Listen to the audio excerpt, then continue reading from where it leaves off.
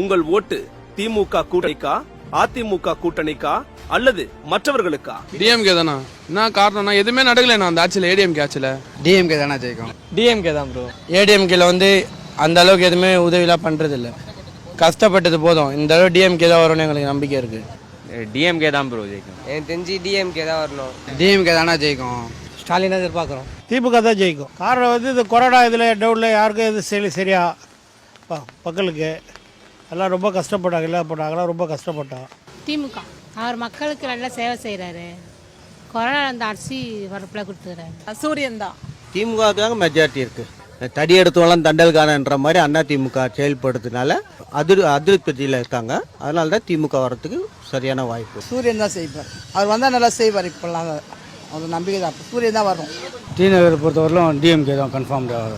ஏடிஎம்கே ஆட்சிக்கு வந்ததுலேருந்து ஒன்றுமே சரியில்லைங்க. சரி, எங்களுடைய வாழ்வாதாரம் பாதிக்கப்படுது ரொம்ப.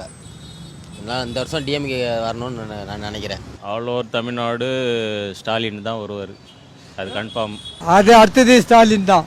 ஆமாம், எல்லாம் வெறுத்து போச்சு. ஸ்டாலின் அவர்கள் மிகப்பெரிய தலைவராக அவர் ஒரு தான் இருக்கிறாருங்க.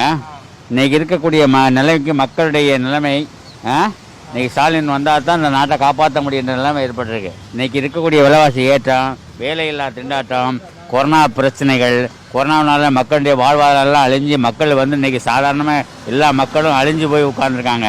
இவர்களெல்லாம் மீட்டெடுக்கிறதுக்கு ஸ்டாலின் வந்தால் தான் முடியும். அதனால் அடுத்த முதல்வருக்கு ஸ்டாலின் தான் தகுதியானவர், ஸ்டாலின் தான் வரணும்.